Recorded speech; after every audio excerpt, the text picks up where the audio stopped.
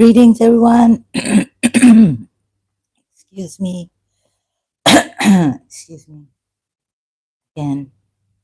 So here I am continuing on Dr. Khalil Andani's book chapter from his book.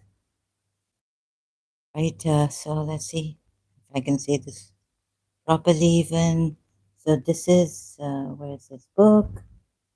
You can download it for free. Ya Muhammad Ya Ali Istighatha in Islamic Thought and Practice, Chapter 32, Dr. Khalil Andani, Introduction.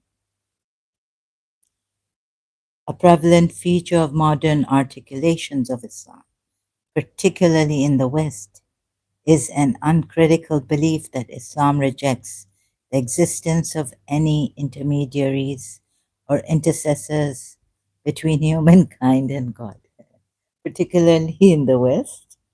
Modern articulations actually this was brought about by Wahhabis, Muhammad bin Abdul Wahhab. So, on this founder's name, last name was this that you cannot call on the dead or anyone other than Allah. It's Shirk and thus polytheism, right? But that the Sunnis earlier on, before this, who were not influenced by Muhammad bin Abdul Wahhab, a branch or the school of Islam, or even the former Salafi Grand Mufti of Saudi Arabia, Ibn Abbas, 1912 to 1999, or Abdul Wahhab, 1703 to 1792, he lived. So the Sunni schools of thought, which were not influenced by their, what they came with on Islam, founded that calling upon the dead, asking for their help, or offering them gifts or sacrifices are all forms of shirk, setting up intermediaries, wasa'id, between oneself and God. So means of approach. Uh, to God, making supplication. But there's an ayat on that in the Quran that you can do this, seek means of approach to God. And God making supplication to them or asking their intercession with God. Sorry, sorry, oneself and God. Making supplication to them or asking their intercession with God is kufr, unbelief, by the consensus of the community of the Wahhabis and Salafi. So this, right? Let's see now how much. So saying Ya Ali Madad, Ya Rasulullah Adrikni, or saints Ya Abdul Qadir Madad Jilani is committing idolatry, shirk, and is outside the fold of Islam. So position of the Wahhabis, Salafis, modern, and Sunni Shia. It wasn't like this with the Shias and the Sunnis. Also, surprisingly, says Dr. Khalil Andani in his this chapter. Okay, so continuing now from the previous live stream, what was it? How to interpret these the Quran ayahs? Let me just searching for the previous one. Can't find it here. Where is it? I think it's being processed. So, see. Let me find it another way. Which direct Quran ayah permits calling on other than Allah or with Allah? So, dot, dot, dot. Okay, you can check this. So, continuing from this, just a few hours ago. I was live stream, right? Check on this one. And then now here, continuing on Dr. Khalil Andani's book, chapter on why Muslims pray to God, and Imams, chapter by Khalil Andani. So my question is, then what's the difference between believers and polytheists if Muslims are allowed to pray to the prophets and Imams, right? Like the Shia belief for sure is. And Shia belief has Imams also with the Prophet Muhammad. So them. And the Sunnis can pray to their saints or the ones they have, ones who are their saints. That's allowed in Sunnism until Salafism came and Wahhabism came and influenced some of the Sunni Muslims' beliefs. Okay, is that clear enough or not? The thing or person that brings you near. Okay, so what's the difference then when, in like, for example, the thing or person that brings you near to God in station, God in Surah Zumar, ayah 3 states shouldn't be worshipped, right? Okay. So how Allah puts it here in Surah 39, ayat 3 is stating unquestionably for Allah is the pure religion, and those who take protectors besides Him say, we only worship them that they may bring us nearer to Allah in position. So they're polytheists, right?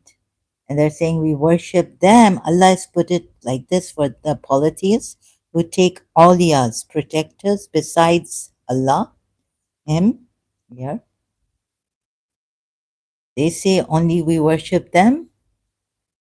Uh, so them that they may bring us nearer to Allah in position. Zulfa. Now Allah has called them here. So from, let me see first. So from nearer to Allah in position here, and then I'm not going to indeed Allah will judge. No, Allah. Oh, sorry. Allah does not guide who is a liar and confirmed disbeliever. So Allah has called these people liars and confirmed meaning disbelievers, right? Confirmed in brackets.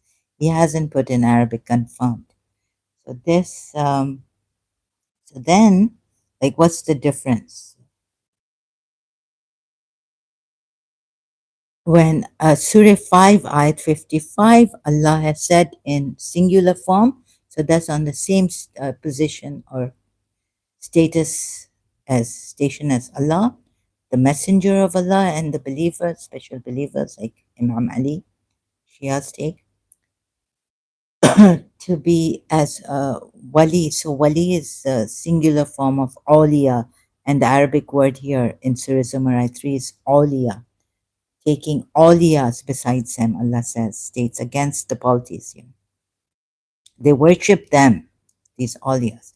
So there in Surah Ma'idah 55, Allah has put on the same position by putting wali, the singular form of awliya, for himself, his messenger, and the believers. That would put them all in one position, and that then he doesn't say they're awliyas, take awliyas, Allah, his messenger, and the believers, right? So and so. So then what's the difference? What's the difference? Here, awliyas they take, okay, they take awliyas besides Allah. Allah has put that they worship them so that they may bring us, they say that we worship them, just how Allah has put it for the polytheists. We only worship them that they may bring us near to Allah in position. So these polytheists believe in Allah and want to go near to Allah. And so in position also, Zulfa, even the believers can go near to Allah in position with Allah there's a ayat, another ayat, but how they do it is in another way, method Allah has given them, the believers. That ayat I haven't brought here in my notes. Now let's go forward, right? So Allah does not guide he who is a liar. So Allah's called them, these ones who do this, taking all yes besides and worshipping them to get nearness to Allah in position. Call them liars and disbelievers.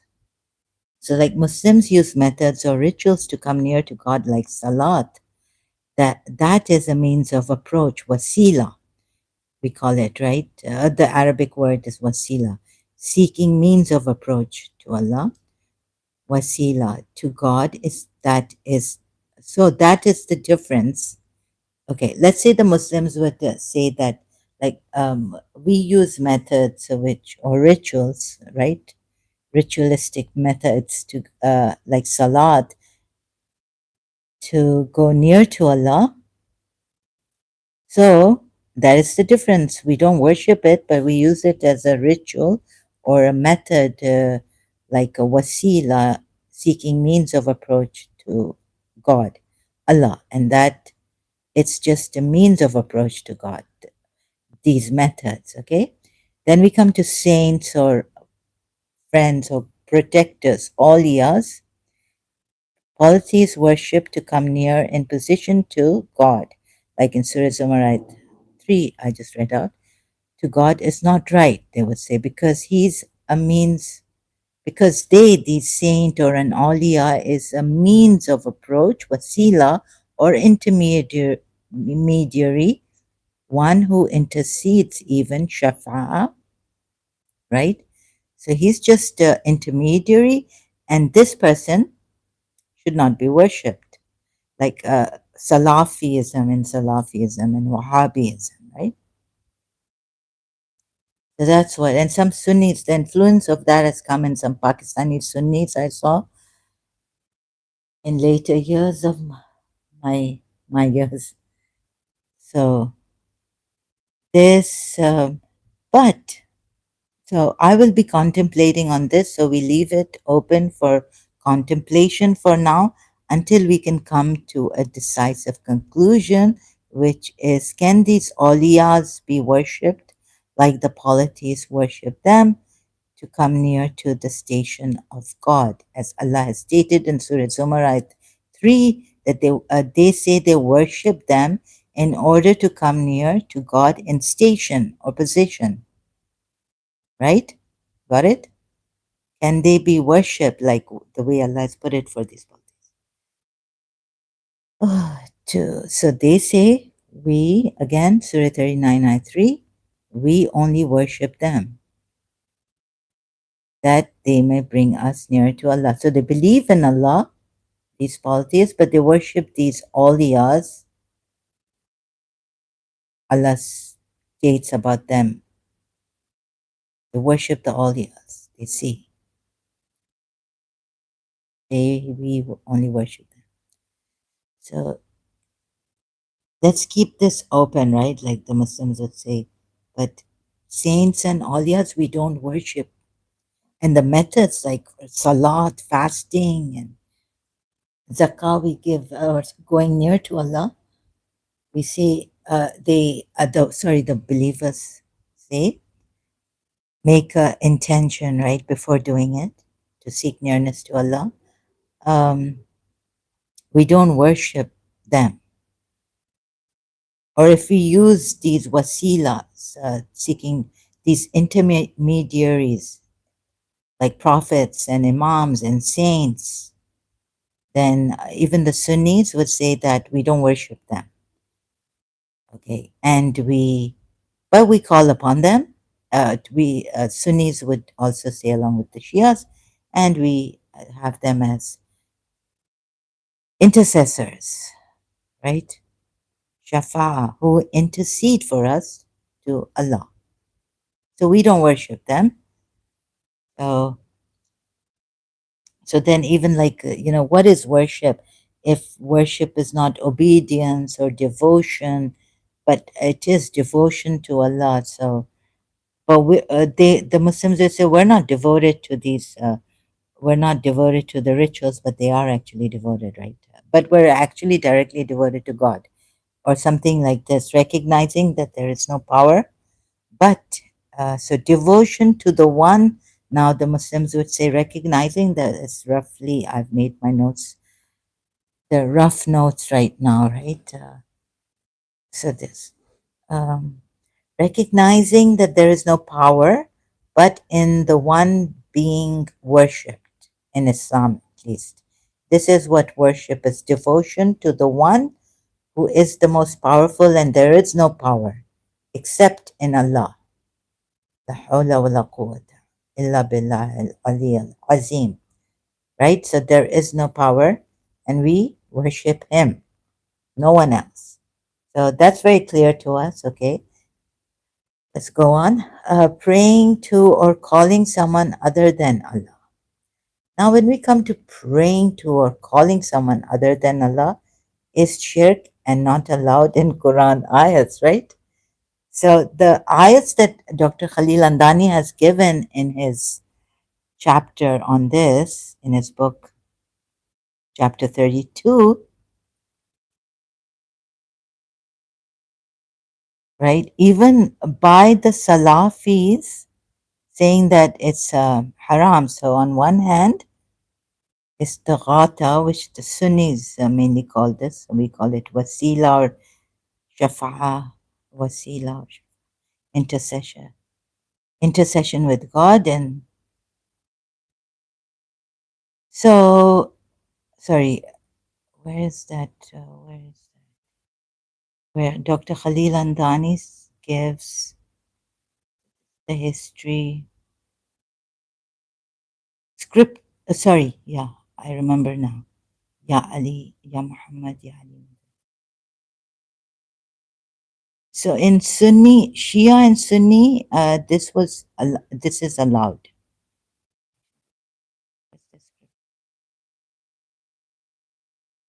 And I'm also supposed to show you where Dr. Khalil Andani, I mentioned it in the end in my previous live stream on God has blessed us with everything, abundance. We have it.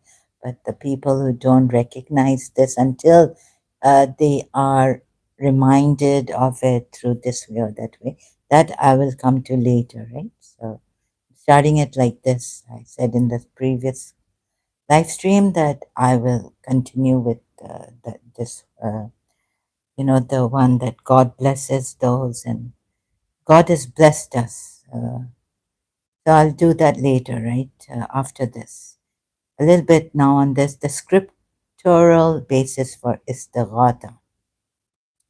Now, what the Salafi Muslims take this to mean that a Muslim may only invoke God for help, only call upon God for help.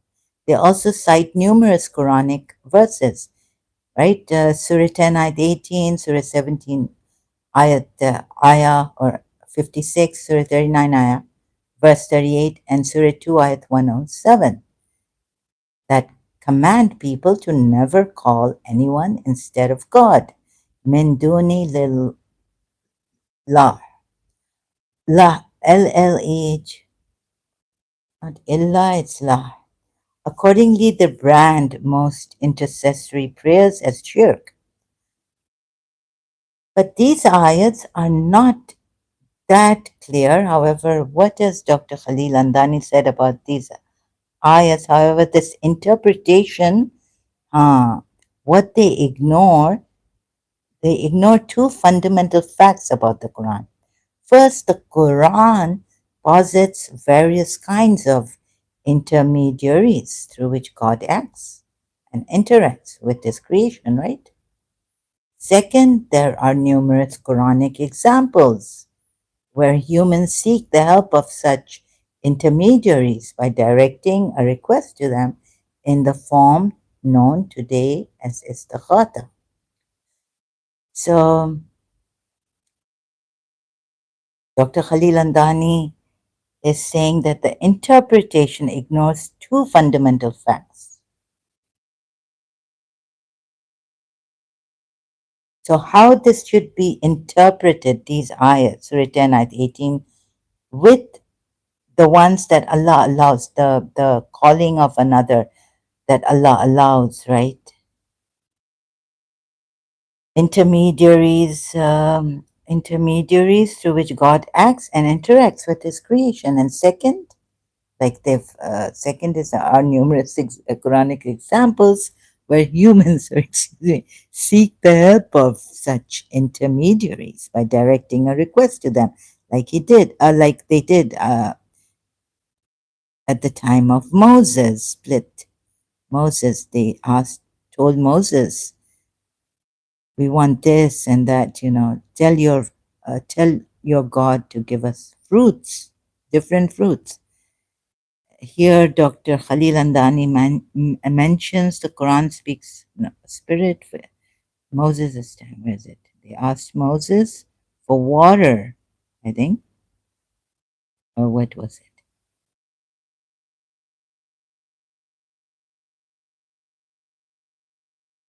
Helper. Moses' companions seek help from Moses, Surah 28, ayat 18. So it doesn't say water. Okay, yeah.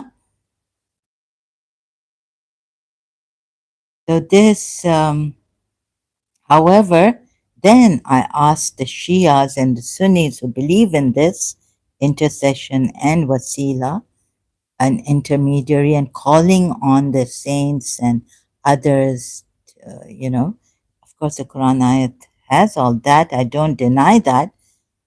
But you see, what I say is a contradiction to the ayats that even Dr. Khalil Andani has given, and the ayats that I'm going to give now show very direct proof that there's a contradiction on what Dr. Khalil Andani has given, where it's allowed to call on others other than Allah. So, Surah, how would these Quran ayats be interpreted by the Shias? Praying to or calling someone other than Allah is shirk and not Allah. Yeah. How would then these Quran ayats be interpreted by the Shia religious scholars and Dr. Khalil Andani? Surah 72, ayat 20. Say, so Allah tells Muhammad, Prophet Muhammad, say, O Muhammad, I only invoke, meaning call on, I only call on, but the word maybe only is not here. I call on my Lord and do not associate with him anyone. So Sahih International's translation of this ayah. This ayah equates invoking other than Allah with shirk, polytheism, that is, right? Which means invoking other than Allah is shirk.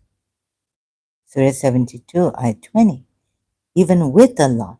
So say, O Muhammad, I only invoke. This is how Sahih International. But even if only wasn't there, I invoke my Lord and do not associate with him anyone, would still mean shirk. Calling on other than the Lord is shirk, right? Then Surah 4, another ayat equates like so. But Surah 46, ayat 5, Allah states, and who is more astray? Like, who is more astray than he who calls, invokes besides Allah? Those who will not respond to him until the day of resurrection. So against the polytheists, again, the polytheists believe that these they invoke upon besides Allah respond to them, right? But Allah says they will not respond to him, this polytheist, until the day of resurrection, i.e., never, and meaning never, Sahih International. And they of their invocation are unaware. Allah says these the polytheists who have taken partners in calling on them, they are even unaware of their calling, supplicating to them or doing dua to them, right? Praying to them. Dua is the word. Or even salat can be taken. So astray are those who invoke, call upon other than Allah. This ayat tells us, right? Surah 46, ayat 5.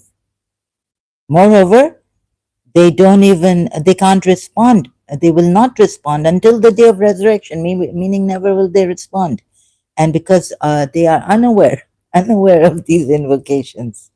But the Shia Sunnis who say, calling on Prophet Muhammad and the saints or imams is okay, is allowed, is permitted. How do like they respond to them, right? But remember, Moses was alive when they prayed to Moses like that. And when another prophet came, maybe they told the prophet, another prophet. But you see, what some Sunnis also have said in Pakistan to me, that when the prophet dies, or when he's martyred or just a natural death, then he's gone, then we can't call on him, but we can do Durood Sharif, like send saluna, salat on him. Allah and the angels do, and Allah has told the believers to do, and salute him with the full submission. Yeah, something like that. Very hard to interpret that ayat because it has so many problems.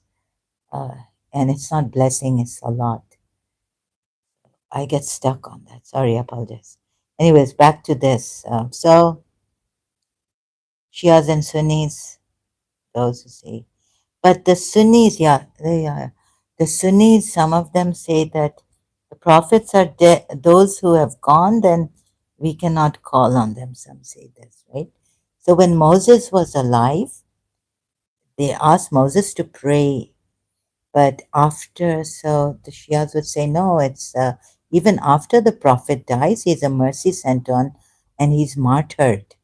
When you don't, like Allah says, don't even think or something. Imagine that a martyr, one who dies in the cause of Allah, is dead. Can't you? He's alive. He's alive. And he receives sustenance from Allah. So don't even imagine some ayat in the Quran is like that, or think that they are dead, right? They are alive. So many things. So some Sunnis, they're like, didn't they know this ayat, or what is going on in this between these Muslim sects and all? But I would say these are contradictions and ambiguous ayats, unclear. So these poor Muslims are just victims of this Allah's ways, ambiguity and contradicting himself, and how they have then tried with the help of their deceptive imams and leader. Imams should have known, the Shia imams and Prophet Muhammad.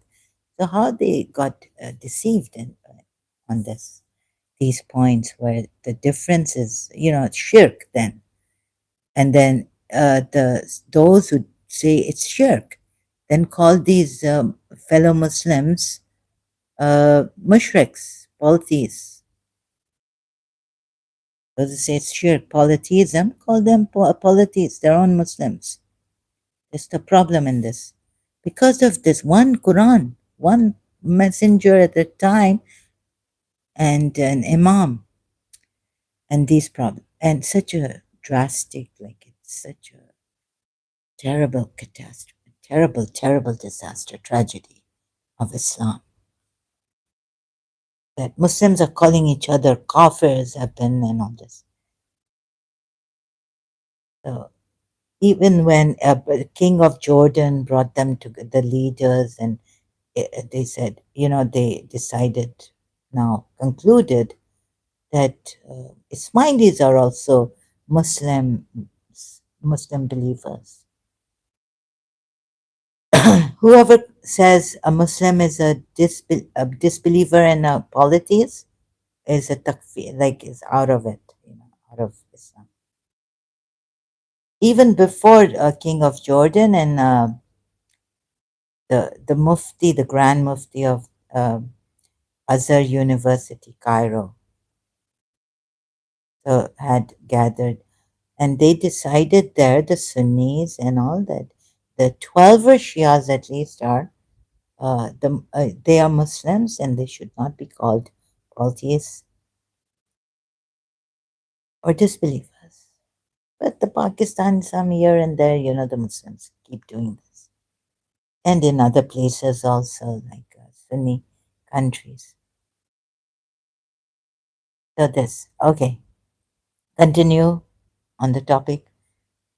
So Surah 46, Ayat 5, Astray are those who invoke, call upon other than Allah, and never will they be heard or they would not be responded, and they are unaware, right? Then Allah says this about them, about their invocations. They're unaware. Then Surah 7, Ayat 194, indeed those you polytheists, meaning call upon besides Allah, are servants, i.e., creations. Now, Sahi International, I can see why he's put creations, because the next ayat is on, do they have ears that they can hear, and eyes that they can see, or hands that they can move, or, hold with feet that they can. So here, Sahi International rightfully had to put in brackets creations, because the next that it tells you that they're idols they worship, and so idol worshipping is totally not right. Also, polytheism is not right. Shirk, which is in Arabic. So call upon besides Allah servants like you. Now, are you stones or something? Or murtis, idols, sorry? You're not. So if you interpret this Quran ayat, reading the follow-up, the next one, do they have eyes by which they can see, and ears by which they can hear, and hands and feet by which they can walk? Then you're making a big mistake, right? Because here they're like you, if you think they're idols. In the next ayat, that these servants are idols. Are they like you? Because like you, remember the word here is in Arabic.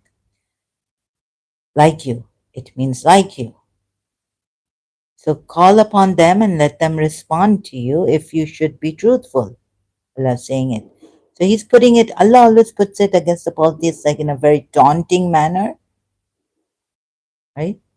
He doesn't just say that it's prohibited. I've prohibited it. I've not allowed it. But he puts it, see how he puts it also in a very taunting manner. Then believers shouldn't be invoking servants like you, right? Taking Surah 7, Ayat 194, then the believers shouldn't be invoking servants like you, since Allah tells polytheists in this way not to invoke other than Allah any, and see if they respond to you if you are truthful. So this is in a very taunting manner to the polytheists, put by Allah. Okay, Surah 40, Ayat 12.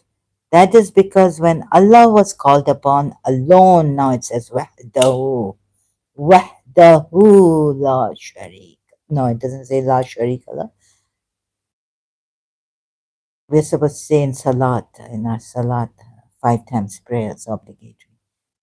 La sharik Allah. So I'm an ex-Muslim now, but just saying it like that. So Surah 40 ayat 12, they will be told that is because when Allah was called upon alone, wahdahu, now here it's Allah called upon alone. The word alone is there, right, in the ayat, right? So you disbelieved. You were kafirs. You disbelieved. But if others were associated with him, you believed.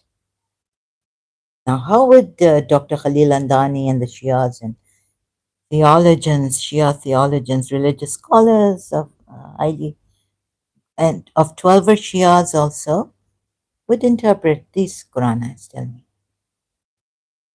hmm?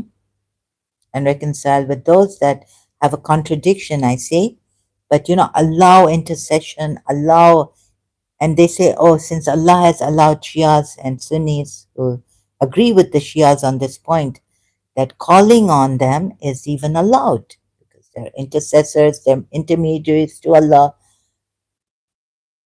So calling on them is allowed, but here we have very direct verses. So, but thanks to Dr. Khalil Andani and thanks to Ismailinosis for sharing this on Facebook that I checked and I downloaded this chapter on this, calling on the topic. It really helps to help the Shias more, more moreover, and more to help the Shia see it's wrong what you were told to believe in. So those intermediaries, can they be called upon?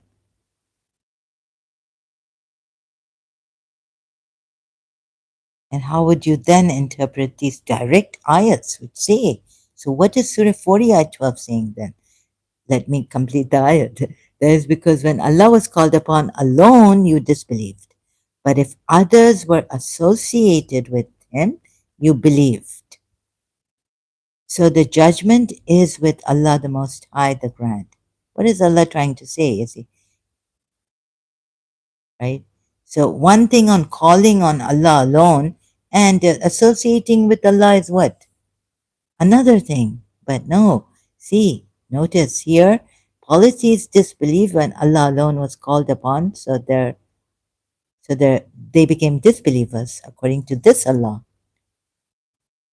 So believers should only call on Allah. This ayah means, right? This ayah means believers should only call on Allah.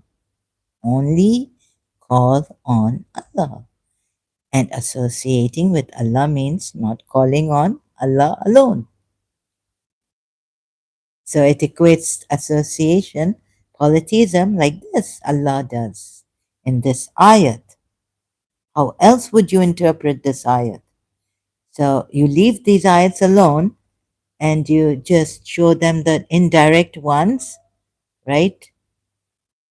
And say, it's but Allah in this way doesn't really. You have not you have misinterpreted. So blaming this. Okay, so the Salafis are wrong. It's just saying that Salafis are wrong. The Shias would say Salafis are wrong in this. So please correct yourselves, Salafis, and have a together come to the discussion table together. Why are you enemies of each other? Like what? Oh, see, Shias are not, and so why should Salafis be enemies of Shias? Or they're Sunni Muslim brothers. They're all brothers and sisters. You are in faith. Can you hear this? There's a lot of firecrackers going on outside. Wonder. Let me just check. Can you hear the sound background? I think it cancels it. So it's very, it's slightly distracting for me, but my passion for this is so much that even my health I don't consider when I have to. But the only thing is I'm nervous if I'm able to, because sometimes I can't make notes and what I'm supposed to say, how I should say it in English, and will I be clear in English and explain and show? That's what I'm worried about. So I can't make notes on that because of my health and all. But otherwise, I'm not worried about anything else. My health, disregard, neglect. This, and also this is like I can do this helping myself also. It's good. So if you would, forgive me, overlook that maybe at times I'm not eloquent and all this. And even on politics, like I can't talk, but really for human welfare and what's going on around the world. So please follow. Yeah, this reminds me just a little bit, right?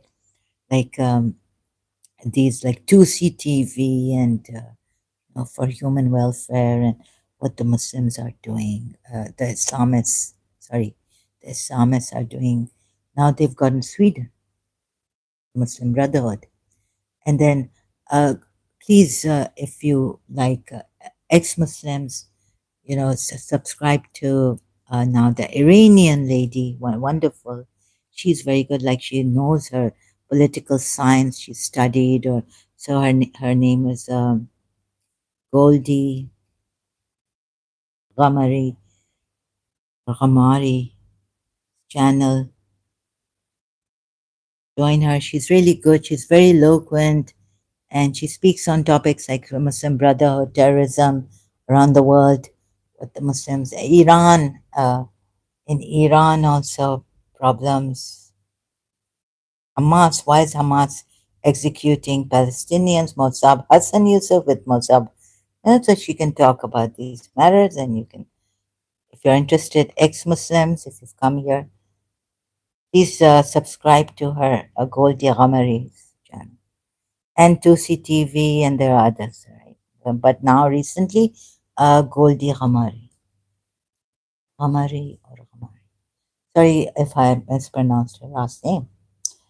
So, I'm not, I have not, I just did intermediate, didn't do political science in BA, and I'm not good at politics at all, but very simple, like maybe like Mother Teresa, or I can talk like come together in peace and all this, but can't go into detail like these youngsters are really wonderful, very eloquent, and have good command over the English language, and they're very good at interviewing also, professional,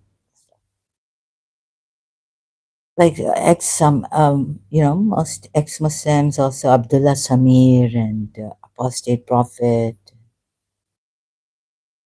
others whose English is not even their first language, mother tongue. Very good. So the reason why I'm not mentioning David Wood, but yes, Christian Prince, he's got a lot of general knowledge too, and things like that. So, but I don't have much general knowledge. Can't talk. I used to like go blank when with my friends they would talk about politics and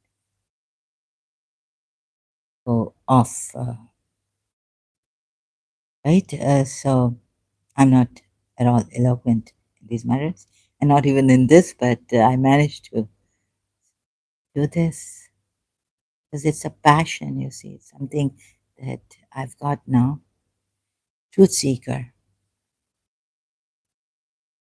You see, when I come about my condition, how I speak, I can't speak properly. Such a disorderly way I speak. So, how would you Shias interpret, or Sunnis who believe the way Shias do, that call on? Here, it's very clear. I mean, how clear can Allah get here? Although Allah is ambiguous, and see, even here, like how He's put it, He's not clear, but it's clear in the sense that, so this kind of look, He should have said, that is because when Allah alone was called upon, you disbelieved, and thus this is association with Him. So if you call on Allah, if you call on any other than Allah, it is association with Him. But this is how He's put it. So He hasn't put it perfectly clear in this ayat either. Surah 40, ayat 12. That's because when Allah was called upon alone, you disbelieved.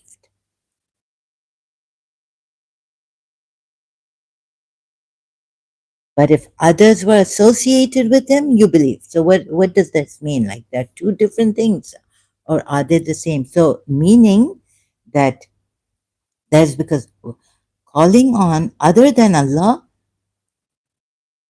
is disbelief and polytheism. But see how he can confuse like two topics. So it equates. Allah is equating it like this, but it's not put in a good manner, perfect manner.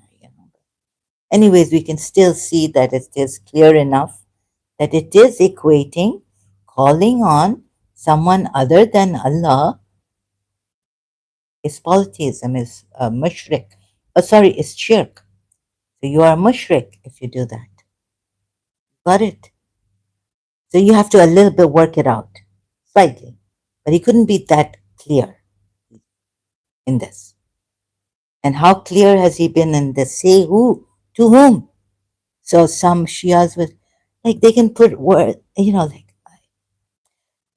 some Shia Sunnis and okay, I do agree there are the intercession is allowed, wasila is allowed. The Quran is on that. Seek means of approach to God. That's wasila. Allah says in the Quran ayat, intercession is allowed, permitted. Surah Ayatul Kursi also, right? But then in Surah Fatiha, like this is what my ex-friend who was a Muslim was saying non-Shia. No, no, toba, toba, toba. Stuff for us. Like she wasn't saying it like this, like, like, so it's shirk. That how can it be like, we call on Allah only alone and seek help from Allah. Surah Fatiha, ayats. So this is what Dr. Khalil Andani has also given in this, is there too. They're each the same, right? Each of them, each of the two are. So where does he say it? Surah Fatiha maybe starts about the Salafis giving Surah Fatiha, like now the these very cutter Sunnis in Pakistan. Maybe my friend, I don't know where she, which thing, she had come from Canada and all. So I don't know. I didn't even bother to ask her. Like, it's just, if you are from Hambali, Baba, which, so God knows, there are these Quran onlys now, and God knows what else. And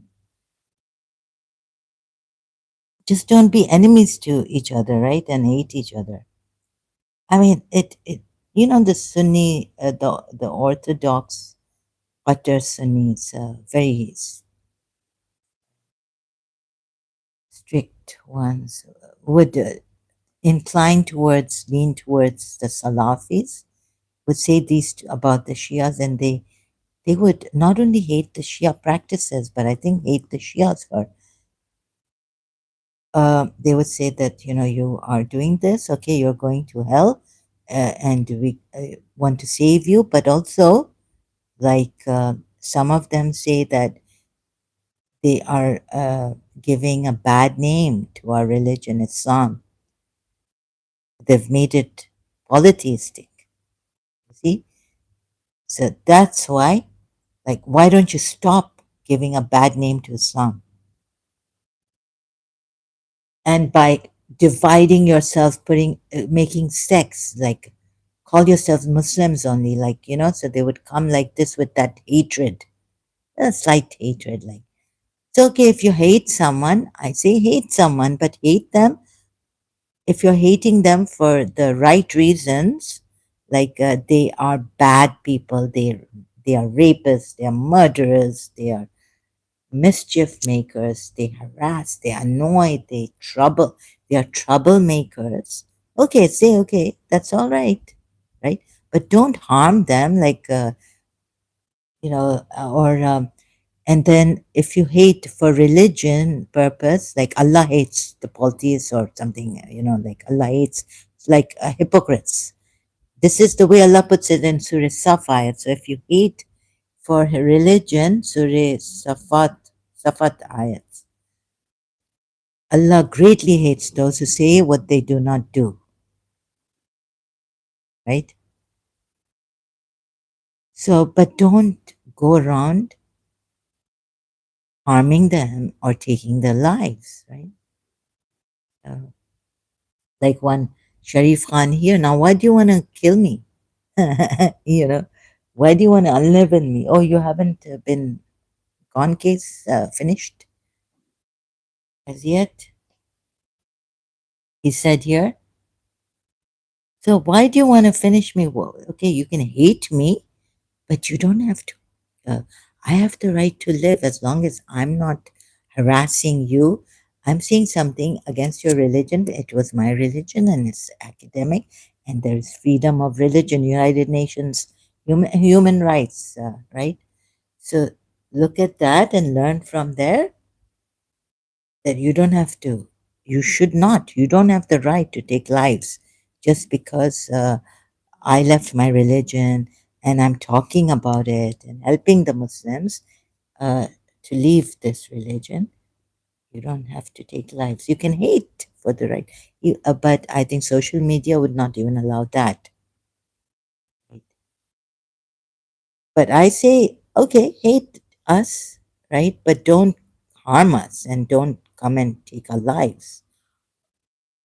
Or even when someone said, I said, and okay, if the authority is concerned, feel that I should be given death penalty, then let them decide, right? But there's also terrible is such a thing.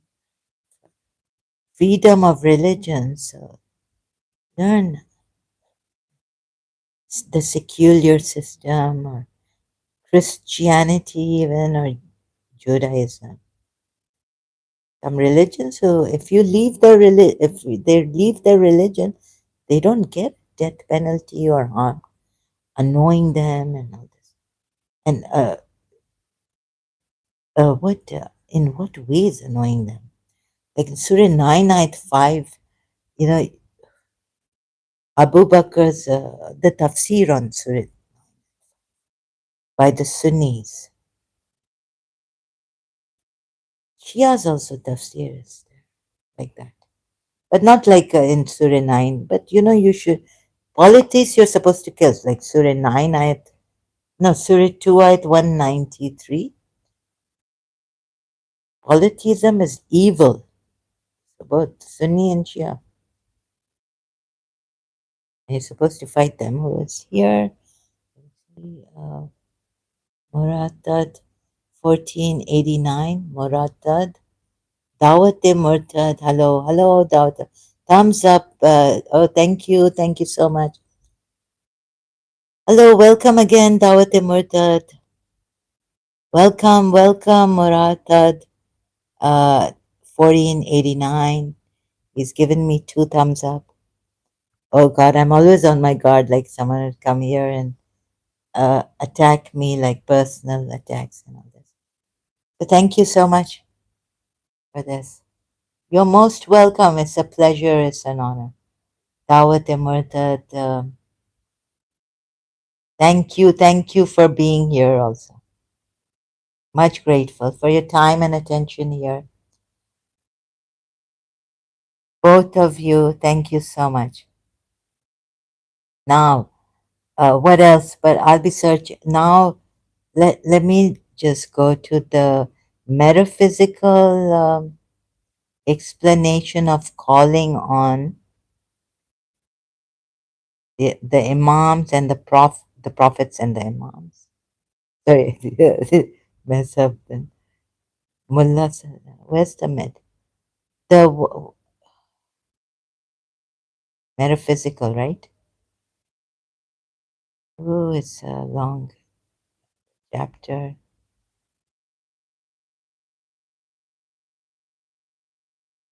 So did you get it? Oh my God, is it clear? Did I make it clear enough for you to see that Dr. Khalil and the Shia belief is wrong in this calling on conclusion, calling on the Quran ayats I showed you, equate calling on other than Allah's shirk, right? Equate to shirk. So, any feedback would you like to?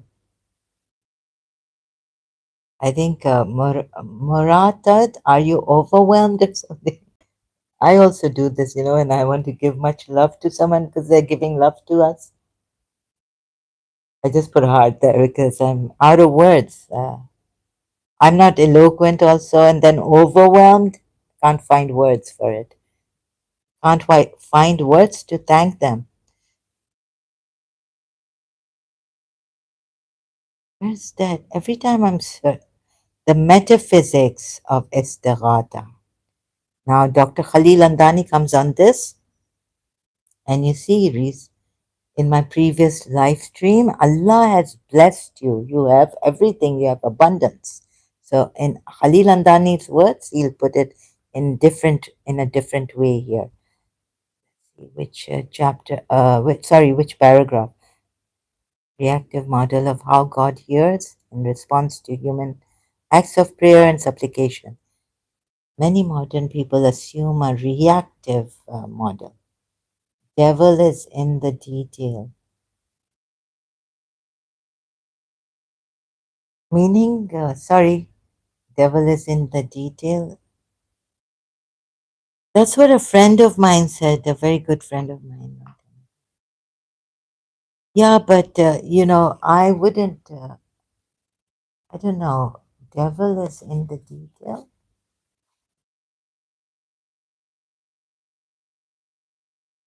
I wouldn't put a statement like this.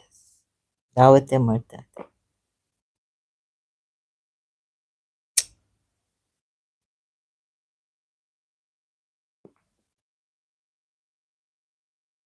And I'm not very intelligent to pick the succinctly said, things, maxims, or quotes. Sorry. Many metaphysics of istighatha. You'll have to explain it to me. Many modern people assume a reactive model of how God hears and responds to human acts of prayer and supplication. Reactive model. This is the idea that a person prays to God and requests the fulfillment of some need. God hears or becomes aware of the person's request at the very moment it is expressed, and then God reacts to the supplicant's request by deciding whether. So I have to read this. Let's see how long, right? For how long I have to read it. Whether to grant it or withhold it. If he decides to grant the request, then God intervenes in the world to bring about the fulfillment of the prayer.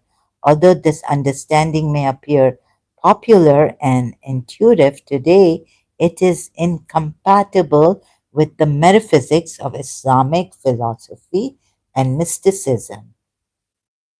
According to the philosophical and mystical theologies of Abyssinian, Ismaili, Akbari, and Twelver Shi'i philosophical schools of Islamic metaphysics, God is absolutely transcendent, self sufficient, metaphysically simple, timelessly eternal, and essentially immutable. In other words, God is beyond any kind of change. To posit that God reacts to his creatures' prayers and supplications in real time is to affirm a real change within God. If God were to change, something intrinsic to God would be different from one moment to the next by either ceasing to exist or coming into existence. This change requires a cause and thus renders one part of God as a passive recipient of external action, thereby relegating that the part to the status of a temporal creation, relegating the part to the status of a temporal reaction, or, or I think that part, sorry, thereby relegating that part, sorry, I'm wrong, that part to the status of a temporal creation. But here, Dr. Khalil Andani in Surah Rahman, before we go any further, Allah says, what did I say? Surah Rahman. You see, Allah says here, ask, asks him, asks him, whoever is in the heavens and the earth. Every day he is, meaning God. Hawa is God. Allah. Hawa is in. Fi is in a matter. And this is a matter. This means this word, sha'an. Sha'an. Sha'an means matter. Like in Surah, you can even search out Quran from corpus.quran, and Surah 10, ayat 61 has this word, but it's pronounced slightly different. God says in Surah 10, ayat 61, and, O Muhammad, meaning in brackets, you are not engaged, meaning that's a word missing in the ayat. That's why they've put it in brackets. In any matter, or recite any of the Quran in any matter, right? Like engaged in a matter, in any matter. So the word is, what is the word? It's Arabic word. Quran.com, thank you. Really appreciate Quran.com also. And free, all this is free on Shah. Mind your, or what I'll do is volume this. Shahneen, any situation or matter, right?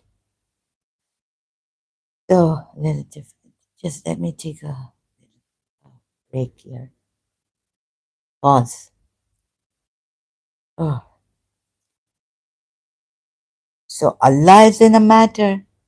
So, this definitely means Surah Rahman, this word in Surah Rahman, ayat 29, that Allah is involved, engaged in a matter every day, in each day. But it doesn't say each day. No, it says every day. Yes? Yom, kulla. Oh, we would say kulla. Oh, they say kulla yom. Why do I always say kulla? Okay, kulla yom.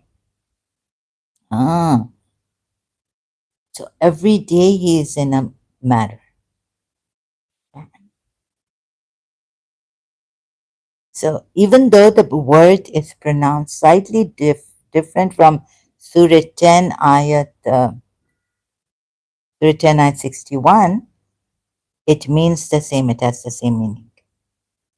So it means Allah is involved every day the in matter. Matter could mean like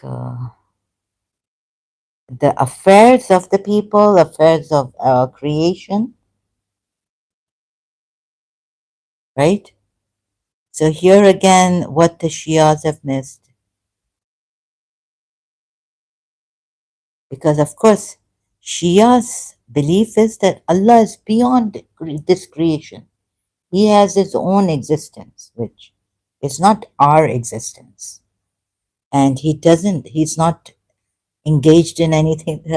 But here, the Quran ayat, how would you interpret Shias this Quran ayat, right? So I've done the live stream on this long time ago. And so Allah is involved in a matter. So Shias, wouldn't you want to correct yourself on this? And Dr. Khalil Andani too. Why did, okay, that one is, I don't know, two tabs open. The change requires. So this change requires a cause and thus renders one part of God as passive, recipient of external action, thereby relegating that part to the status of a temporal creation.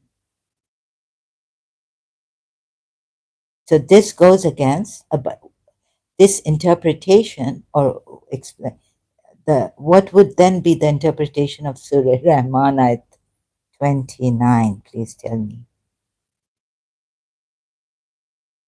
Allah is involved, meaning in every day, kulla yom,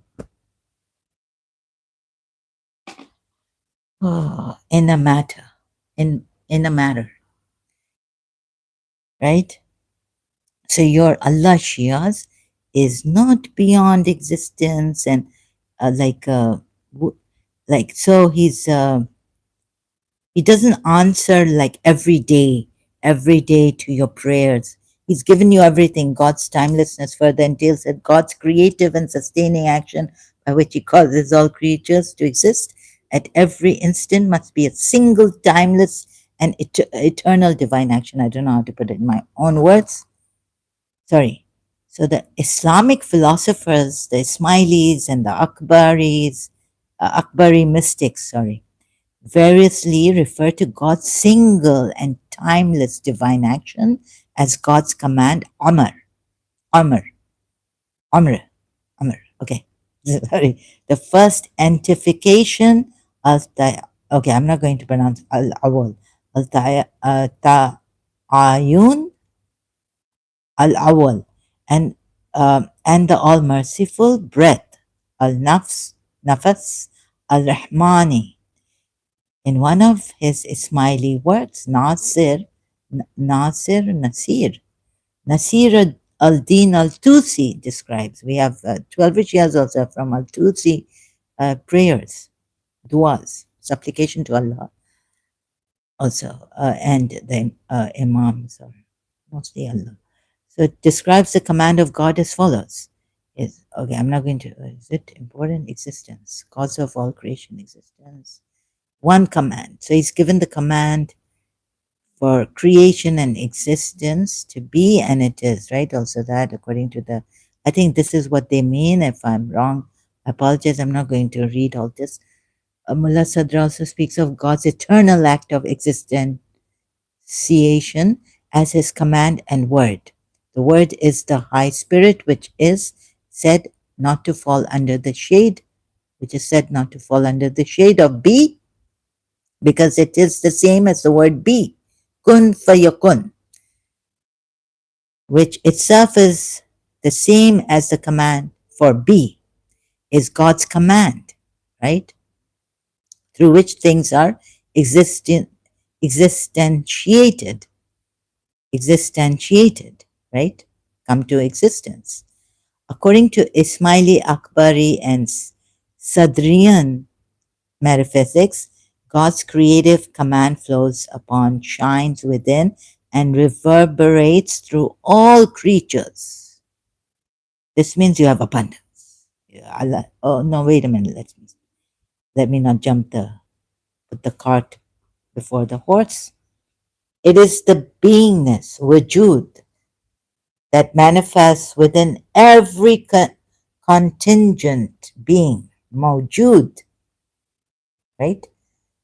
In the words of Abu Yaqub al-Sijistani, every particle of the creation has a share of the command of God, because every creature shares a part of the command of God, through which it has come to be there, and by virtue of which it remains in being, and the light of the command of God shines in it. That's it. It's got abundance, it's got the light of Allah, it's got everything. Mullah Sadra likewise refers to God's command as expansive being, al-wajud al-munbasit, right? God's eternal command, existentiating word, all-merciful breath, is also known as Muhammadan reality and Muhammadan light in the wider Islamic tradition. This Muhammadan reality gives rise to the Neoplatonic hierarchical cosmos, beginning with the first intellect or universal intellect. So that's sustains the cosmos. First intellect emanates down through the Neoplatonic hierarchy to sustain the cosmos. So Allah is not acting all the time and listening to you and answering your prayers. Whatever, all this is creation, is command, is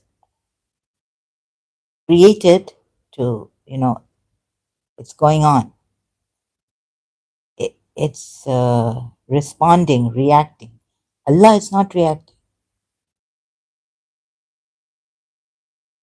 This metaphysical worldview has profound implications for how Muslims understand the ontology and metaphysics of prayer. First, the Muhammadan reality, which Shia Muslims call the light of Imamat, Nur al-Imama, or the light of Ali, is the first and highest intermediary between God's essence and created existence. It's not a part, it is God's essence and created existence between God's essence. God doesn't have an essence, right? So it's a creation of God, essence, and created existence. This means that God's sustaining succor, madad, help, or succor, reaches all created beings only through the Muhammadan reality. Therefore, the reality of what Muslims call intercession, intermediation, and istighatha obtains at the highest level of manifested being. Sadr al-Din al-Qunawi Qunawi, Qunawi describes how Muhammadan reality, or the reality of the perfect human, mediates God's continual sustenance of all contingent existence. Right? This is how you can read more on this, how it functions also. But God doesn't function and gives God's grace, outpouring of God's grace. It's through Him by virtue of His function. See how it functions, not God functioning. We can never say as Shia's God is functioning. Succor gets the help, continuous, which is the cause of continued existence of that is other than God. Also for all those who are existing, extends to the whole world, both higher and lower. From this perspective, al-istighatha appeals to God Himself, the Prophet, the Imams, or the friends of God. God Himself do. Regardless of whose name is being invoked, revert back to the Muhammadan reality, right? As the highest metaphysical intermediary standing before God's essence.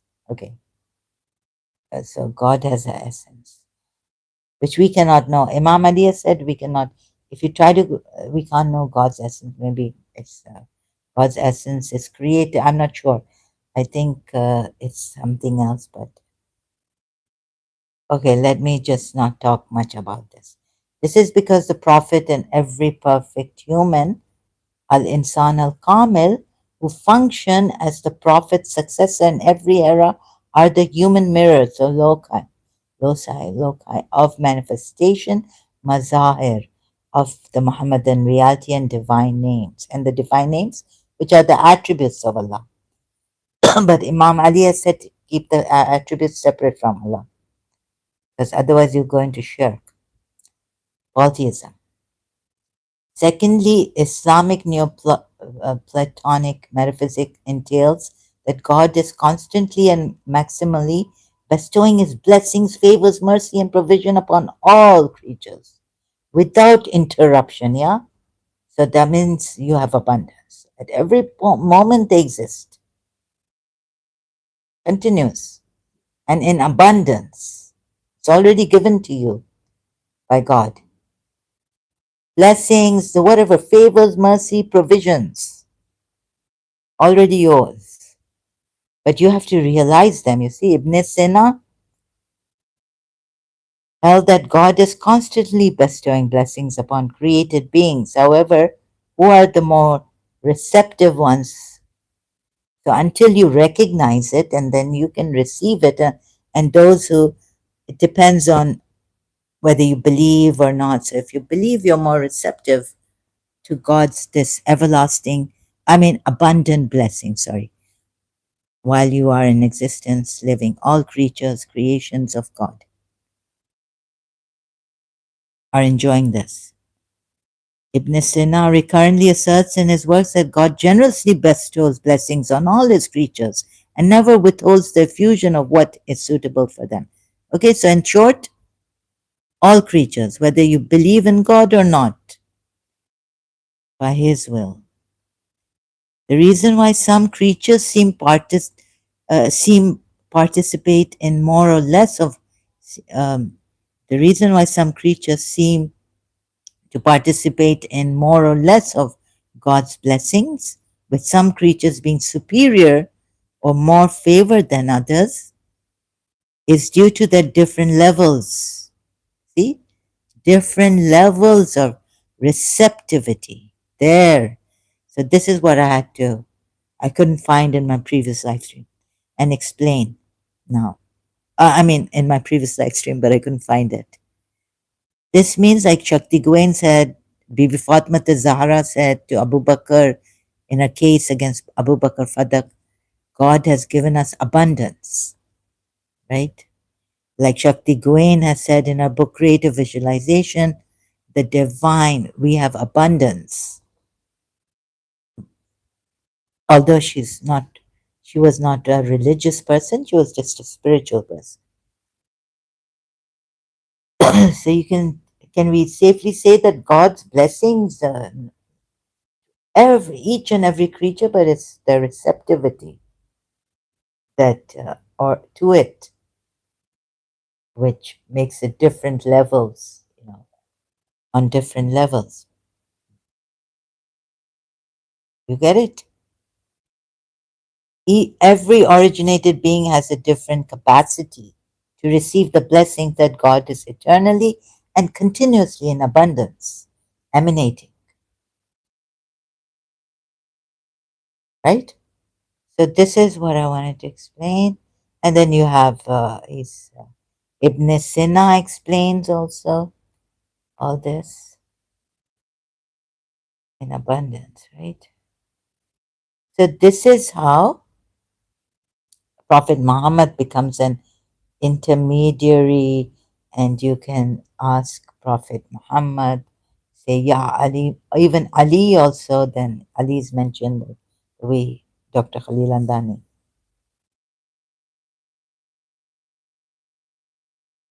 See, he blesses before the request and grants favors before the entreaty, according to Abyssinian, Ismaili, Akbari, Sadrian worldviews. God does not suddenly become aware of new information that the supplication conveys to him. Here in contrast, Al Ghazali rightly observes that God is already. Al Ghazali was Sunni, right? Not Shia. Ibn Arabi, I know was Sunni, I think. Sufi, Ghazali, okay. Rightly observes that God is already aware of a person's needs. He's already given it to you. But it depends whether how much you believe in it, you can receive it, your capacity as a believer, what is your rank as a believer, how high you are as a believer, to be able to recognize and realize it. Of course, as believers, you recognize it, but to realize it is different. Depends on your belief, how the level of your belief in God and certainty. Rightly observes that God is already aware of a person's needs and that he has already, this is good in itself, like it's really well written also and explained, and in some ways it would be really true for as a Shia. I would say, oh, amazing, perfectly written, explained the true purpose, like as Shakti Goena said, God gives abundance. So this is how they explain to each we extend these as well as those. Quran ayat also given the bounty of your Lord to each. He doesn't say, Allah doesn't say to only believers, right? But the predisposition, different levels of preparedness. So that way also the Imams, prophets are called upon and Imams are called upon for this reason also. I mean, I could go in detail and read this, but I don't want to. So I think it's enough for now, right? You got the point? Summarized. So that's another reason why you don't like God has given us intermediaries to call upon for help and for things that, God has already given us the sustenance. So they will make us realize that this, and give, if we are like, if we require food or something, medicine, healing, whatever we require, God has already given it to us. So since, little, how shall I put it? We've lost it. We're lost in this. We don't remember. And so imams are there, saints are there, believers, high rank believers are there to remind us. So we pray to them and they give it. They make us realize what God has already given us in abundance, right? So this is good in its way, like, but in this, the Quran is taking something like asking anyone other than Allah is shirk. So back to these Quran ayats, Surah 72, ayat 20, say, O Muhammad, I only invoke, meaning call upon, the same dua from the word, this form, the word dua. Only invoke, meaning pray. I only pray or call upon my Lord and do not associate with them anyone. This is direct, right? So see, I was also showing you it equates to invoking other than Allah with shirk. Surah 72, ayat 20.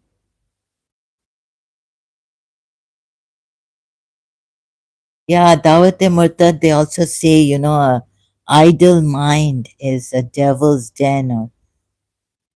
So, but you see, oh, they got us all telling us wrong things, like we have to keep ourselves busy in prayer, work, this, that.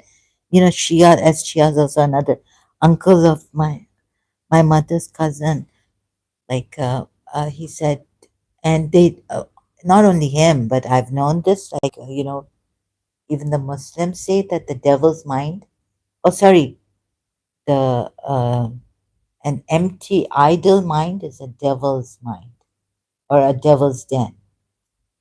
So keep yourself busy, work or do some knitting or, pray, recite the Quran or so that the devil doesn't get into our mind.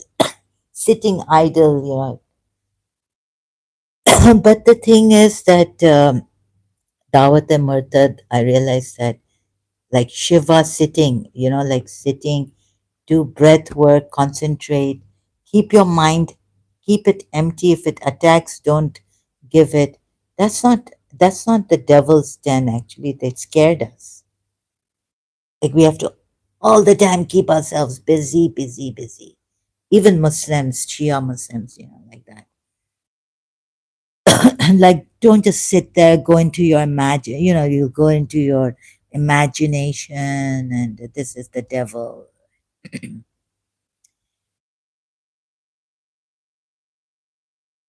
Idle, the idle, idle word. Don't be idle. So like we couldn't sit for some time. Our prayer was like, please go on the prayer mat and stand, go in ruku, sit, go in sajda, then sorry, sit, no, ruku and then sajda, then sit, then get up, like that. And keep your eyes open and on the turbat, like we Shias at the turbat. Huh.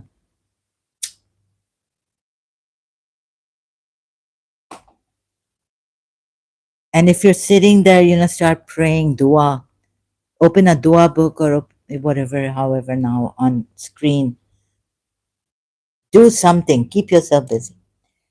Okay, so, but Shivas, like this meditation, we teach ourselves to just be in this pure awareness and, or we practice this or whatever it is. And Moji has helped us.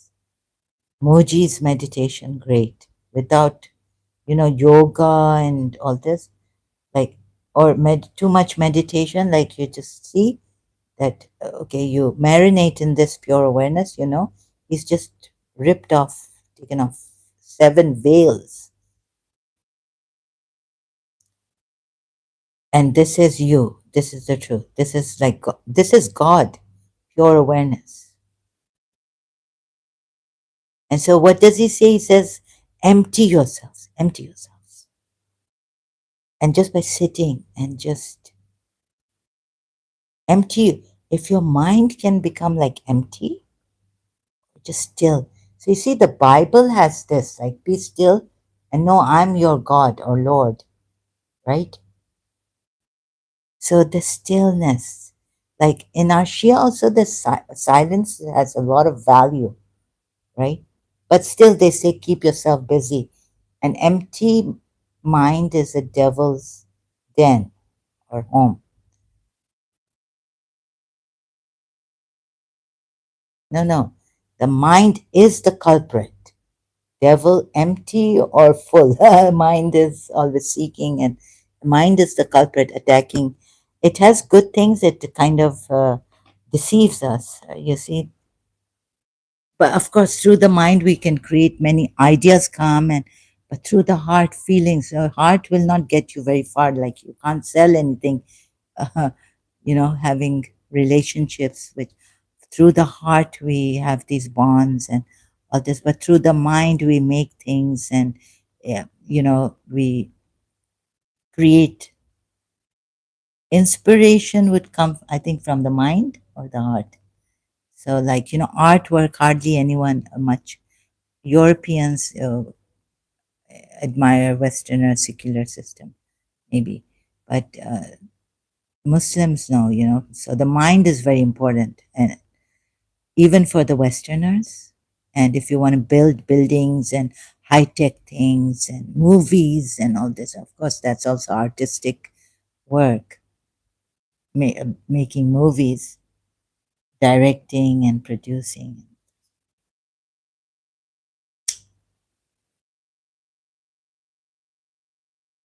But getting inspirations and writing a poem, that would come from intuitive, creative powers of us, which are just art pieces, artwork. Don't really sell much, or that, but the mind that has created tall buildings and we've gone in technology, advanced in technology. That really is material level. It's very important.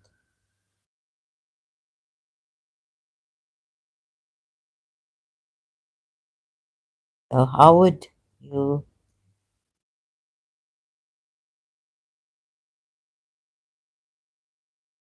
how would you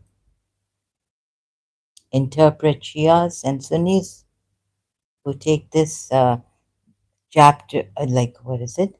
Why Muslims pray to the Prophet and Imams and the saints and accept this, that Allah allows this. Of course, there are ayats where, but praying, asking, yeah, call it. You see, this is the problem. I can't put it succinctly. But did you get it through this? Dawat-e-Murtad. Dawat-e-Murtad.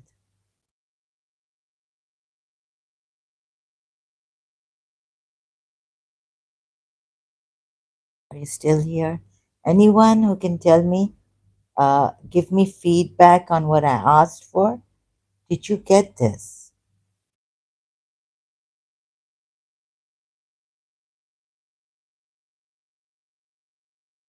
Sorry, Dawat-e-Murtad, I do not get it.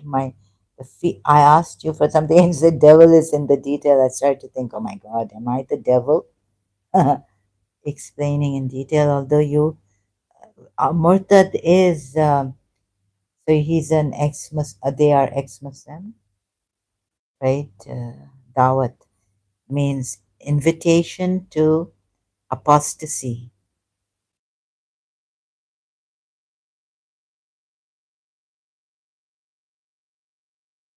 So, like the mind details, yeah, you could say that like the mind is very much into details, takes you into details. Oh, however, did you get this like any feedback?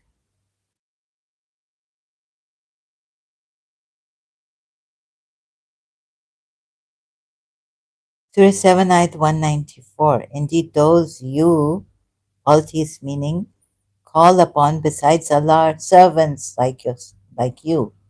So call upon them and let them respond to you if you should be truthful. So none of the servants of Allah should be called upon. This is what this ayat means, right? Or no? Shias. You have a different interpretation? Because of course you would make out from those other ayats that you can call on the Imams, you can call on prophets, you can even call on your mother, call on the doctor, call the, you know, and call the Okay, it's a little bit difficult to explain to the Salafis, but you see what the Salafis, I think, have said, do not call on the dead who are dead, but maybe Salafis, do you really mean, can you clarify? There's a Salafi here. Sorry, I don't give prior notice, and I haven't done much on this research that Salafis say do not. Let's search it out. Yeah, Salafis do not call on other than Allah. Let's see what AI says. Gives us here. Yes, it is a core tenet of Salafi methodology that invocation, dua, and seeking transcendental help, istighatha, must be directed solely to Allah. Calling upon anyone or anything other than Allah for matters that only He has power over is considered a major sin and a form of shirk, polytheism.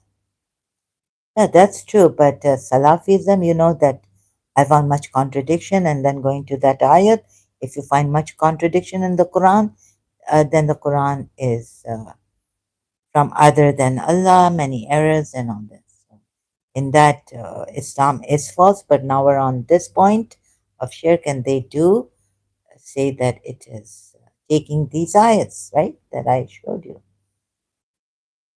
many direct ones. So taking Surah 10, ayat 106 also, which I think Khalil Andani, Dr. Khalil Andani has given in his this what do you call it chapter of the book about calling on others is permissible.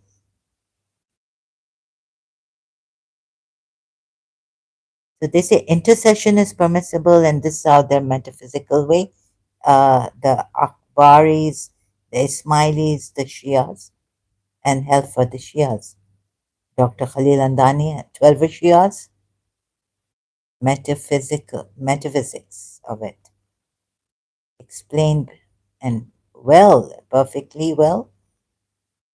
But you see, even this metaphysics failed to convince me because need what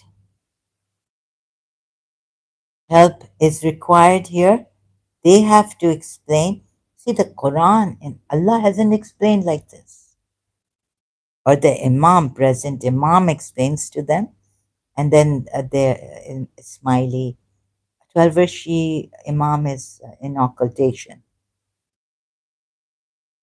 But the Imam explains. And so through the Imam, they can write these things. Very well, very good, the metaphysics of Istighata, but sorry, contradiction. Again, against some Quran ayats of calling to other than Allah. calling anyone with Allah also. Surah 72 ayat, right? And calling on other than Allah is equivalent to shirk, associating with Allah, anyone or anything. So you see, taking like what a way, what a like the Imam must be to give us all this, to give his murids like Dr. Khalil Andani's and Ismaili and explain it like this. Must be a genius, perfect man. Okay, Taha, Surat from Surah Taha, like Prophet Muhammad. So the light of Allah, which is Muhammad, which then goes to the Imams, is with him, right? So now tell me, what is the difference also? What is the difference between polytheism, Surah Zumar ayat 3, and this Islam, Shias? So if you think that okay, your Imam explained this very well, perfectly, the metaphysics also of istighatha is with the Shias and those Sunnis who believe in istighatha. All Sunnis should believe in istighatha. Only the Salafis don't.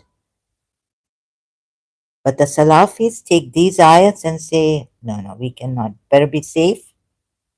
And this is how they've even, one of my friend was saying in Karachi that some of our Shias have become, not even Sunni with the istighatha, but Salafis, totally like against calling on anyone. So when I came to this ayat, I was like, Surah 40 ayat 12, this really scared the living daylights out of me. As a Shia,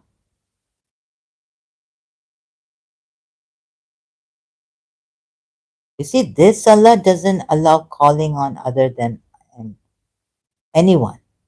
So that is because when Allah was called upon alone, I was like, and this is when I was in, perhaps I came across it when I was in college or in St. Michael, in school, I can't remember exactly. This is many years ago, many, many years ago, around some 40, 30 years ago, 30, goodness, 40, 45. Okay, right now I'm really bad at maths. My mind doesn't go on that, traumatized. Numbers also I can't remember properly. So, it's better to sort of offer. But okay, ayat 12, I have to say 12. We're very bad at this. Memory. They will be told. But my in other things, very good in memory. Fast. That's because when Allah was called upon, alone, wahdahu. Remember Shias? We say wahdahu la sharika lah, right? There is no partner with Allah.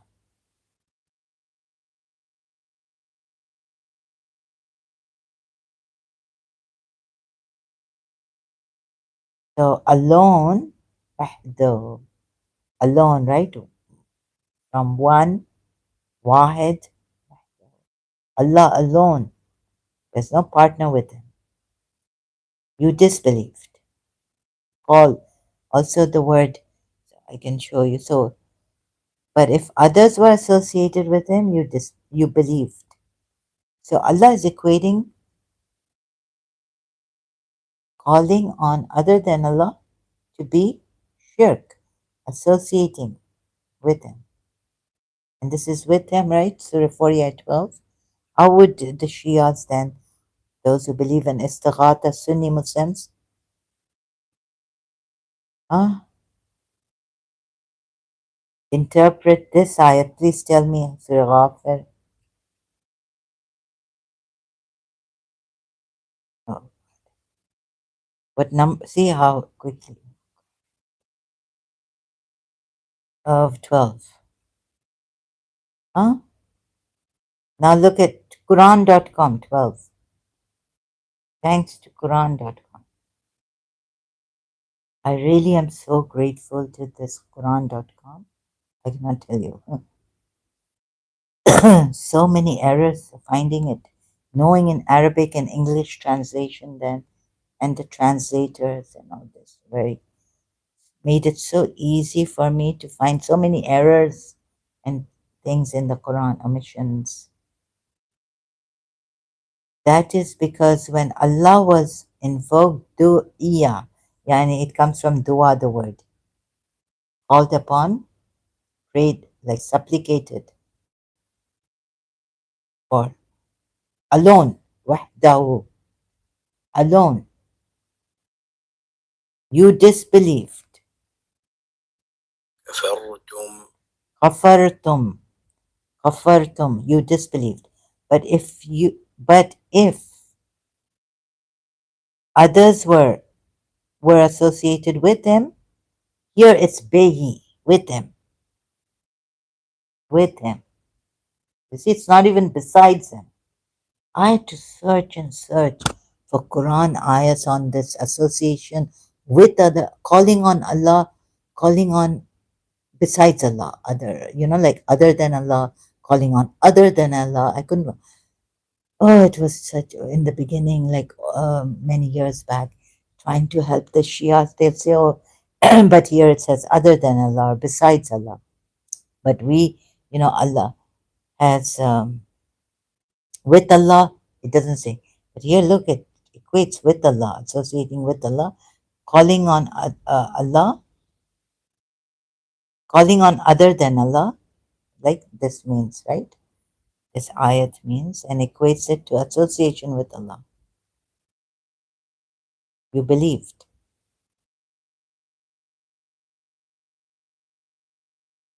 So what someone, maybe Allama Tabatabai exegesis, that when authority is sent. So that also I did, and I've done a live stream on that. So taking Surah 7 ayat, like, you see, Allah never says that shirk is unforgivable unless, all these things calling on other than Allah is shirk. But it's not shirk if I send the authority for it. If I say, he doesn't put it this way. Surah 7, ayat 33. Quran. You can put it like that, or, oh, I can put Quran. So some 12er Shias could put it this way, like if authority is not sent down, like, you took partners without Allah's permission, but that's not how Allah puts it in the Quran ayats. He's ambiguous, he's unclear about it, against the polities, against polytheism. See, that's why we can't take it like the way some Shias would take it. That if authority for you to associate with partners is not sent down, then you cannot associate partners with them. But here we have this out of the blue, so one verse where Allah says, there are two verses that actually I found on this.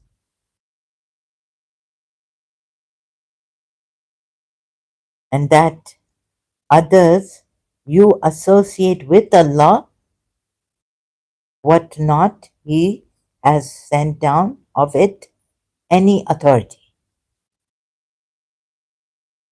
Right?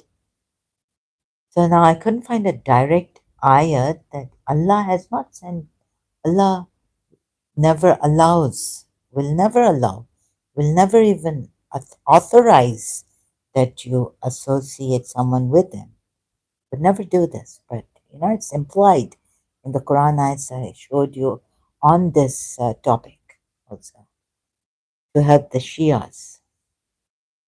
That no, here Allah said yes, authority not sent down for associating with Allah, anyone or anything. and that you associate with Allah that for which He has not sent down authority. How could it be? Because in these ayats, generally Allah puts it, right? For this topic, generally. Surah Nisa ayat, association, associating with Allah is unforgivable. Sin also. Now, why would Allah put it generally like this? Surah Nisa ayat 48 and Surah Nisa ayat 116.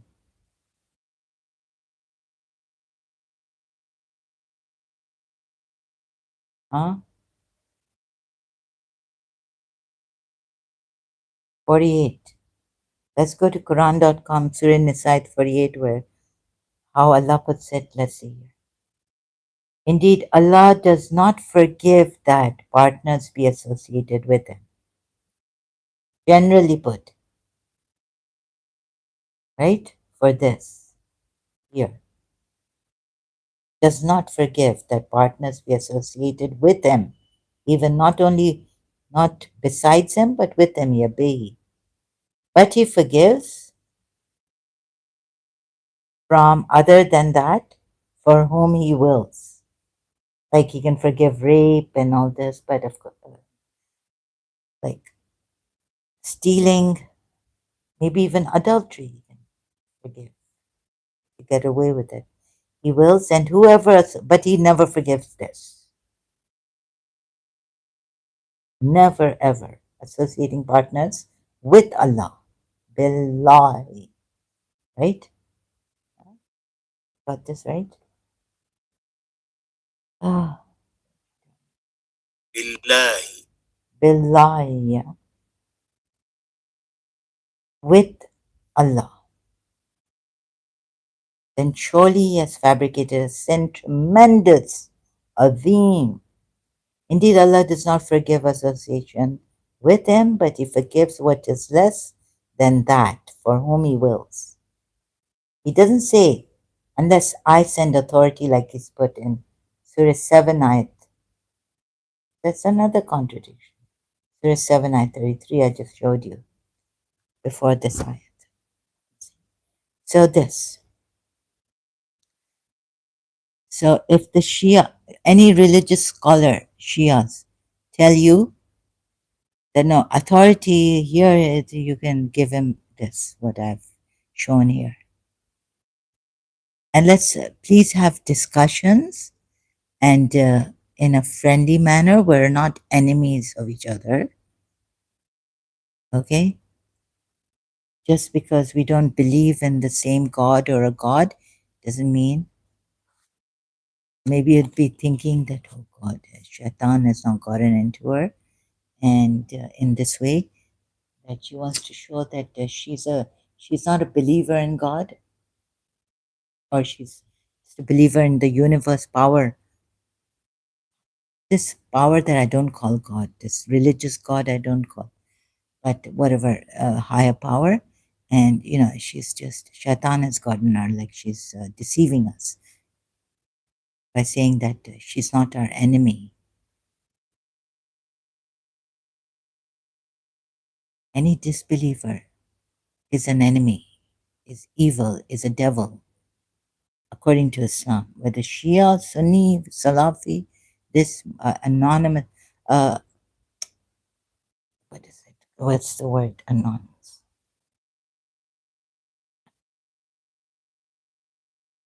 All agree. All Muslims agree.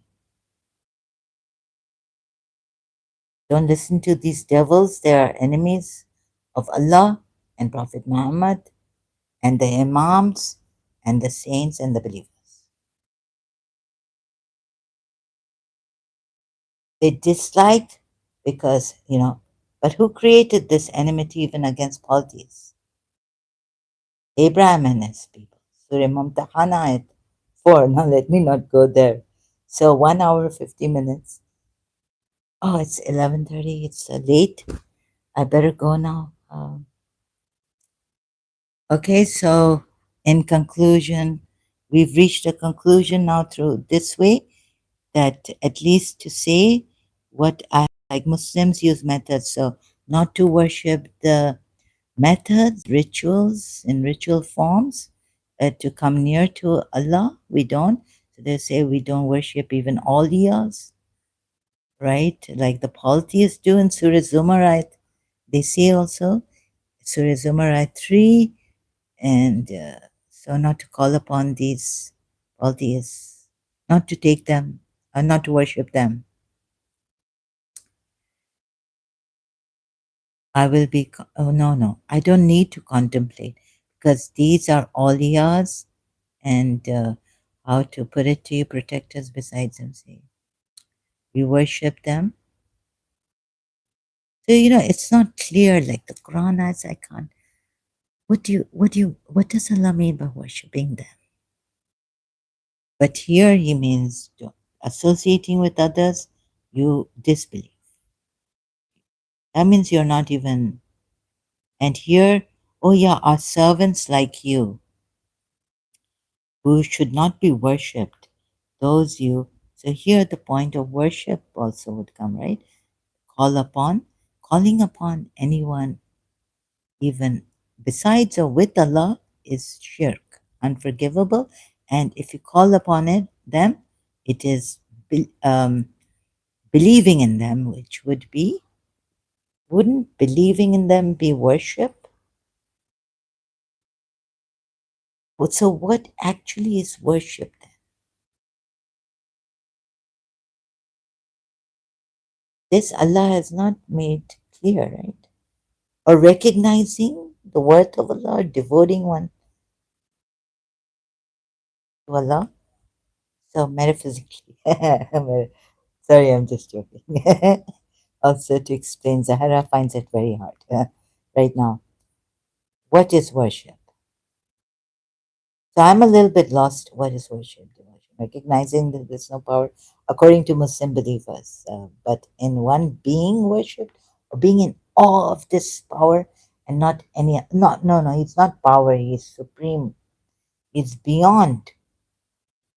But there's no power except in Allah. La hawla wa la quwwata illa billah Ali Azim. Praying to or calling someone other than Allah is shirk. Wait a minute, I think I'm going too fast now. Recognizing what is worship. Believing in someone is worship or not? Having faith in someone. Like Allah says, believe in Allah and believe in the Prophet or his messenger. Isn't that? So belief is not worship, but then what is worship? Can someone remind me?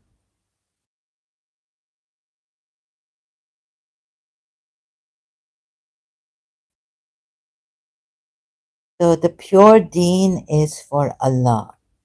And those who take protectors besides him, we only worship them. Ibadat. Okay. We only worship them. Maybe what Allah means, you would say here, Muslim believers interpreting this, is that they are slaves. They are now they are slaves of these. What not the mind is going to bring. But there, Muhammadan light and that, you are not slave to Muhammadan light. You are not ibadat slaves of Muhammad. You don't take him as Lord also.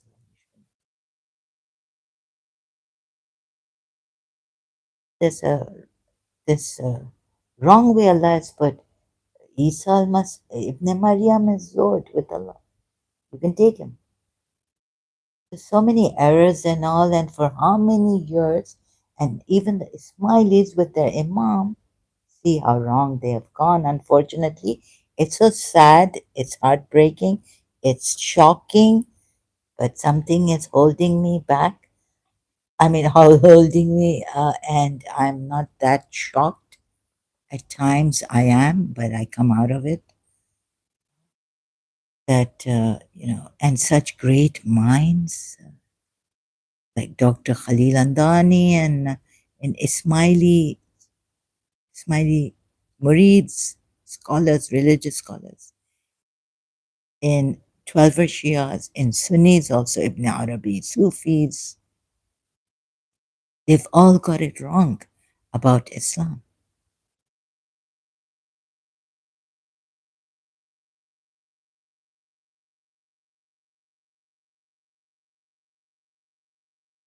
So just let's keep it simple, yeah? Surah 72, ayat 20. Say, O Muhammad, I only invoke, call upon my Lord. Okay, if it's not 72:20, only or not only? 72:20. Oh, I was supposed to go. Here I am still. Okay, it doesn't say wahdo. Innama. Only. Innama. Innama. Innama. Yeah, only. Say. Only. Now, only I call upon my Lord. Adu. From dua again. So you're not supposed to do dua to anyone, right? My Lord, I only say only I call upon, meaning in English, that's put in Arabic. So say, I only in say, O Muhammad. So only Muhammad is calling upon Allah, but no, there are other only. But you're supposed to call on Muhammad according to this, the Ismaili, the Akbaris, and the Shi.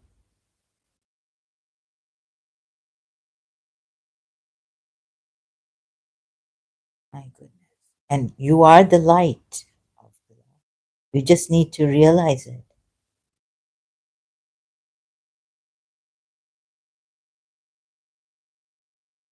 So, no, Shias and Ismailis, great minds, great believers. You may have not done anything much. You have your Imam to great Imam, absolutely great Ismailis. And the Imam, Shia Imam is in occultation, so I can't say anything about him because I haven't seen him, neither have I met him. Oh, in the smoking room in London, my hostel. There was also, he didn't say he was my imam, but arts, Dil ki nazar se. It's an Indian song, right? Nazaron ki dil se. He came with Hazrat Khizar. Okay, so yeah, I only invoke my Lord and do not associate with him anyone. Ismailis, come help me. So please, interpretation. It's very clear here. It's equating that if you call on any other than my Lord, than your Lord, you would be associating with him someone, right? So equating, calling upon other than the Lord Allah is shirk, this ayat. With, moreover, see, no, association, but it just says, and do not associate, yes, with him, be, not even besides him or other than him. See this? So this Quran ayat, with this Quran ayat, I helped the Shias long time ago. You cannot call on anyone, not even Muhammad. Sorry, your Dr. Khalil Andani, but it was a great help for me to help the Ismaili Shias, the all you about the metaphysics of istighatha or intercession and wasila. Well, uh, very well put, but close but no cigar, like Mr. Tankasi, my American teacher in Karachi American School used to say. Sorry, it's well written, great about the metaphysics, Wish it was like this, but it is not for Islam, seeing the Quran ayats against this metaphysics of istighatha. Although intercession is allowed, and of course, logic tells us we can call, and there's an ayat, the contradiction, Hazrat Musa's time, Hazrat Musa's followers and all, telling him that we want, please pray to God to give us more fruits, different, various kinds of fruit, and this and that. That's there. But on the other hand, contradiction. Allah has contradicted himself. Surah 72, ayat 20. Surah 40, Surah 7, ayat 194. Indeed, those you call upon besides Allah. Here it's besides Allah. It's the same thing as with the Lord. Are servants like you. They're not idols. So call upon them and let them respond to you if you should be truthful. And if you say even they're idols or what, servant, they're creation. So Allah should have put their creation like you. Okay, the birds, weather, wings. Uh, that's a way of praying to Allah, right? They are a creation of Allah. Yeah, I can. In this also, if I can show you, because the following verse says they don't have eyes. Do they have eyes? But it's all wrong. I tell you, Allah has a lot of errors in the Quran. And let's say if these were, Allah was talking about these rocks and wood, right? Creation, they're also servants of Allah. Rocks, stones, wood, trees, all this. Like you. Servants of Allah. But this is not the only verse. Call upon besides Allah are servants like you. This means that even Muhammad is a servant of Allah. Even the Imams are servants of Allah. Someone asked me, a Christian, who is he? There was a picture of Imam Ali in our house. I said he's a servant of Allah. He's Ali, servant of, but like, who is he? I didn't say my Imam. I said he's a servant of Allah. Right? You're not supposed to call on. So the other ayats and the metaphysics reason and philosophy and all this reality you've just added to it is contradicting these ayats, which don't allow calling on Allah. Oh, sorry, calling on other than Allah or with Allah anyone, and equates it to shirk. And then what are you saying? That this shirk against the polytheists is different, but that shirk which Allah, that's not shirk because Allah has sent authority for it.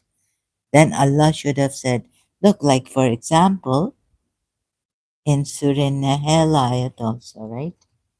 Surah Nahl, the decree of Allah come, seek you not to hasten it. Holy is He above all that they associate with Him. So that's a very generalized way of saying associating with Him, with Allah, and then calling on anyone with Allah. So He doesn't say, unless I send down authority for it, it's not shirk. He doesn't say that. You got my point. Hope you got this. So Islam is finished. I'm sorry, but it is finished. The help of these Quran ayahs, Quran.com, Arabic words, He sends down the angels, the inspiration of His command upon whom He wills of His servants. One, Surah Nahl. Oops. The command of Allah is coming, so be not impatient for it. exalted is he, and high above what they associate with him. They associate, right? Yushrikuna. Yushrikun. Yushrikun. Associate. What they associate. This is very general, it has a wide connotation. So you can't say, oh, what the polytheists do is different from what this is. We can call upon our Prophet Muhammad, Imams, and all, just giving other ayats.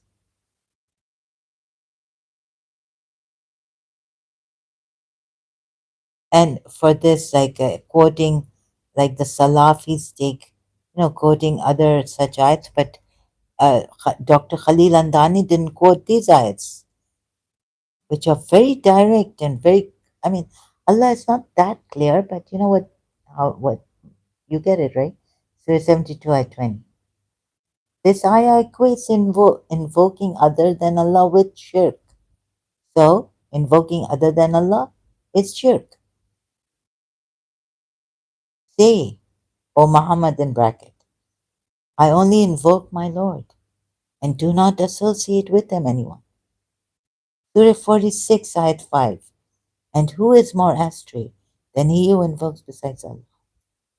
So, okay, I have forgotten. It's now near midnight, and my neighbors are going to get very annoyed, disturbed.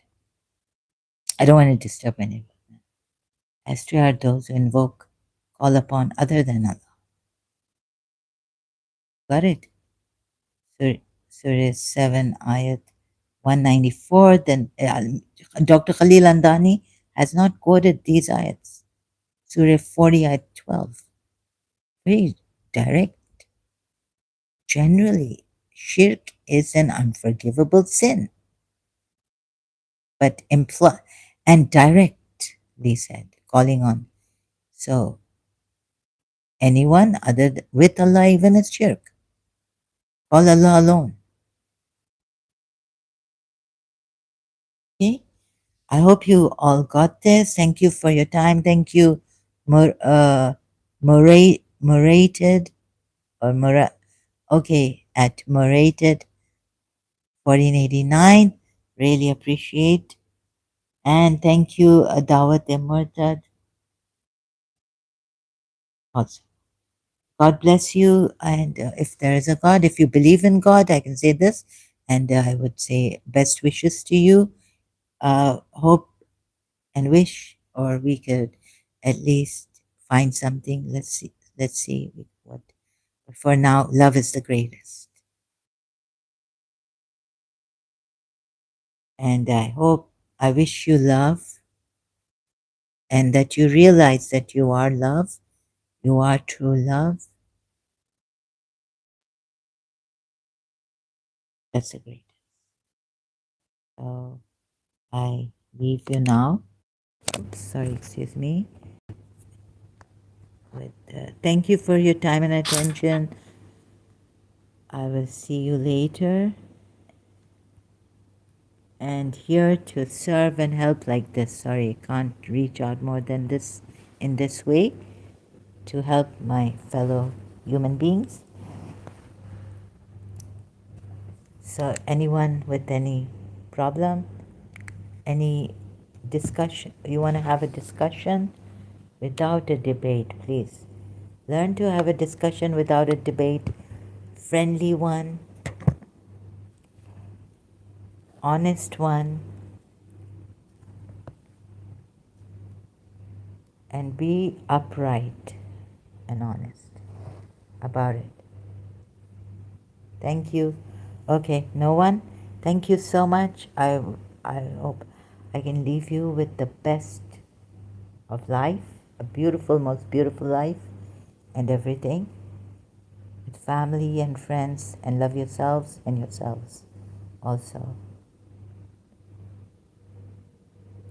Thank you for your time and attention. We'll be back. Until then, thank you so much.